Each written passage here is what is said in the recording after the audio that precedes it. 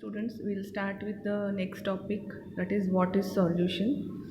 Now, a solution is a homogeneous mixture of two or more substance. We have already seen what homogeneous mixtures and heterogeneous mixture. So solution is a homogeneous mixture. Okay. Now, for example, you have a lemonade or soda water. These are the examples of solution. Okay.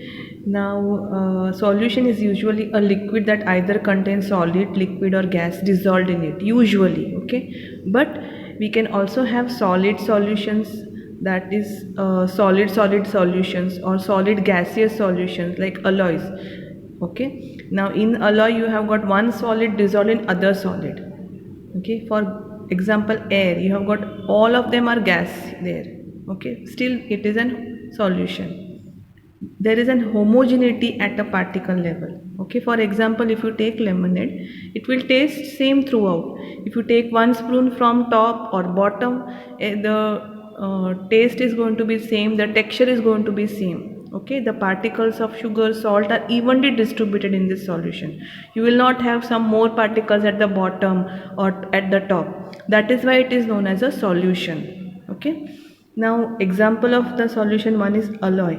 Now alloy is a homogeneous mixture of two or more metals, or a metal and a non-metal, that cannot be separated into their components by physical method.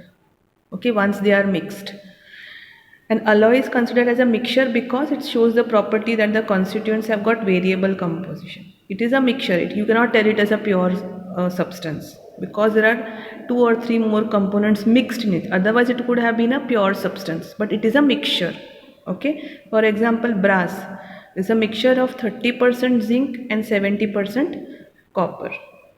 Okay, but it is an homogeneous mixture. Now turn the page. Now, as we are studying solution, you have got, in a solution, it has got a solvent and solute as its components. Okay, the component of solution that dissolves the other components usually. Okay, this component is present in a large amount, is called as solvent. For example, in lemonade you have got water. Now water is a solvent here. Okay, and the component of the solution that is dissolved in the solute is a lesser quantity, is called as solute. For example, sugar, salt, all these are in lesser quantity, they are solute. So a solution has got solvent and solute.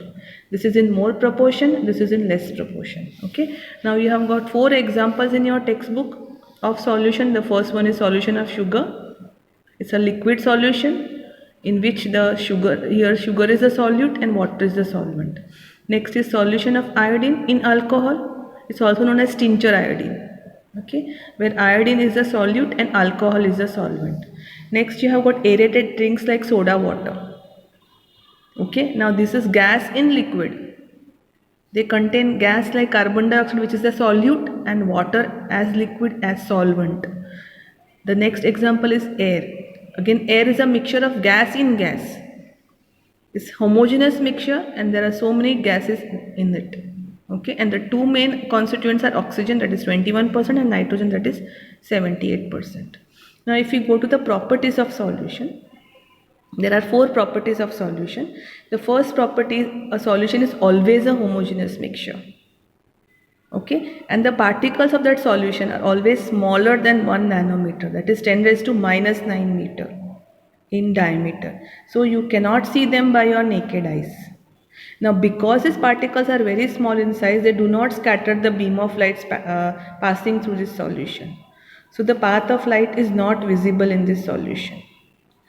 Now the last point is these solute particles cannot be separated from the mixture once the solution is made by the process of filtration. Okay, so you cannot separate any particles by filtration, nor you can separate the solute particle by settling down. If they settle down left undisturbed, then also you cannot separate them. That is why a solution is very stable.